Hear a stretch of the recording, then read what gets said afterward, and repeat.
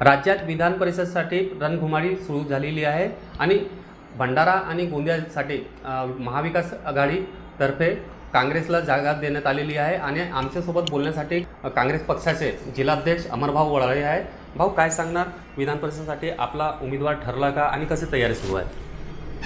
निश्चितच या रणधुमाळीमध्ये महाविकास आघाडीकडून गोंदिया भंडारा विधान परिषदेची जी जागा आहे ती काँग्रेसच्या वाट्याला आलेली आहे आणि काँग्रेसच्या मतदारांमध्ये याच्यामुळे प्रचंड उत्साह निर्माण झालेला आहे आणि ज्या पद्धतीने मतदारांमध्ये उत्साह आहे त्या पद्धतीने आम्ही निश्चितच रूपाने महाविकास आघाडी म्हणून एकत्रितपणे ही निवडणूक लढू आणि काँग्रेस पक्ष ही निवडणूक जिंकेल। इच्छुक उमेदवार म्हणून किती आपल्याकडे नावं आले आहेत? इच्छुक उमेदवार म्हणून सध्या 4-5 लोकांनी आवेदन केलेले आहेत पक्षाकडे आणि त्यांचा फॉर्म भरायची प्रक्रियासुद्धा सुरू आहे। जोपर्यंत प्रदेश काँग्रेस कमिटीने नेमलेले जे निरीक्षक आहेत गोंदिया भंडारा जिल्ह्याकरिता सन्माननीय माजी प्रांताध्यक्ष नानाभाऊ पटोले यांची नियुक्ती महाराष्ट्र प्रदेश काँग्रेसचे अध्यक्ष हर्षवर्धन सपकाळ साहेब यांनी गोंदिया भंडाऱ्याच्या निवडणुकीकरता निरीक्षक म्हणून केलेली आहेत।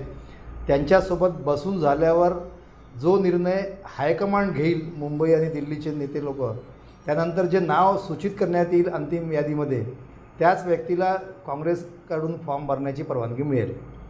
माजी आमदार गोपालदास अग्रवाल यांचे पुत्र काँग्रेसचे आपले त्यांचे पुत्र भाजपकडून तिकीट मागत होते अशी सूत्रांची माहिती आहे, काय सांगणार? या सगळ्या बातम्या आम्ही पण पेपरमध्ये टीव्हीमध्ये ऐकल्या वाचल्या, परंतु पेपरच्या बातम्या सगळ्याच खऱ्या नसतात। गोपालदासजी अग्रवाल हे काँग्रेसचे निष्ठावान सध्या आणि एक सिनियर नेते म्हणून महाराष्ट्र प्रदेश काँग्रेस कमिटीचे उपाध्यक्ष म्हणून ते कार्यरत आहेत। त्यांचा मुलगा प्रफुल्ल अग्रवाल हा नगरपरिषदला गोंदियाला काँग्रेस पक्षाचे स्वीकृत सदस्य म्हणून कार्यरत आहेत।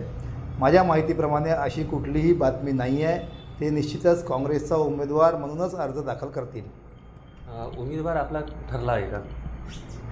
बघा, आमच्याकडे तर थोडेसे मतं कमी आहेत, भाजपाकडे तर पाशवी बहुमत आहे, महाविकास आघाडीकडे तर 85% मतं आहेत असे BJPचे मोठे मोठे नेते दावा करत आहेत। 85% मतं असलेला पक्ष आणि महायुती जर त्यांची घटक आघाडी ते जर आपला उमेदवार जाहीर करू शकत नाही आजच्या तारखेपर्यंत, परवा शेवटची तारीख आहे, तर आम्ही पण निवडणुकीची एक स्ट्रॅटेजी म्हणून आम्ही पण आपला उमेदवार सगळ्या गोष्टी बघून त्या हिशोबाने जाहीर करू। मतासाठी आपण रणनीती कसं वापरणार? हे बघा, काँग्रेसचे जे मतं आहे ते तर आम्हाला 100% मिळणार, महाविकास आघाडी म्हणून जे मतं आहेत तेही 100% मिळणार। मतदारांमध्ये आम्ही जेव्हा फिरलो बोललो त्यावेळेस BJPची जी अरेरावी चालू आहे, मग ती OBCच्या विषयावर असो किंवा कंत्राटदारांचे पेमेंटचा विषय असो किंवा शेतकऱ्यांचे थट्टा करण्याचा विषय असो, कारण की जे मतदार आहेत ते शेतकऱ्यांची मुलं आहेत, कोणी कंत्राटदाराचे घरच्या कुटुंबातले लोक आहेत, कोणी OBCचे मुलं मुली आहेत। या सगळ्या व्यक्ती निवडून जरी आले असतील BJPच्या सिम्बॉलवर, परंतु समाजामध्ये जो रोष आहे त्यामुळे त्याच्यामध्ये प्रचंड नाराजी आहे आणि मतं प्रचंड प्रमाणात फुटू शकते ही भीती BJPला पण आहे।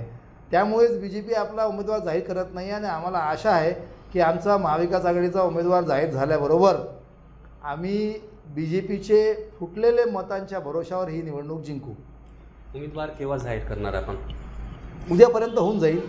उद्यापर्यंत परत एकदा मुंबईला बैठक आहेत, त्या बैठकीमध्ये सन्माननीय प्रांताध्यक्ष आणि महाविकास आघाडीचे सगळे नेते मिळून सगळे उमेदवार जाहीर करणार आहेत। नाना पटोले या ठिकाणचे प्रभारी आहेत का?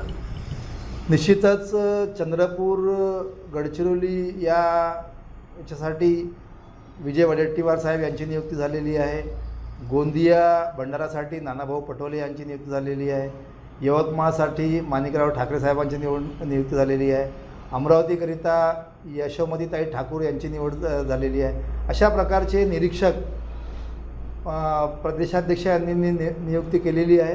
निरीक्षकांचा अहवालानंतर प्रदेश काँग्रेसची जी आमची पार्लमेंटरी बोर्ड आहे ती समिती यावर चर्चा करून अंतिम शिक्कामोर्तब करून नाव जाहीर करतील।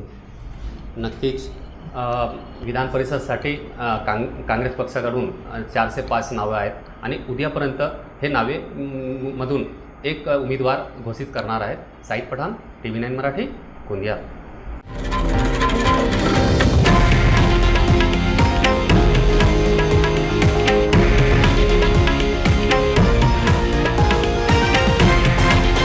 हे आहे देशातील नंबर 1 न्यूज नेटवर्क आणि आपण पाहत आहात TV9 मराठी, एकमेव.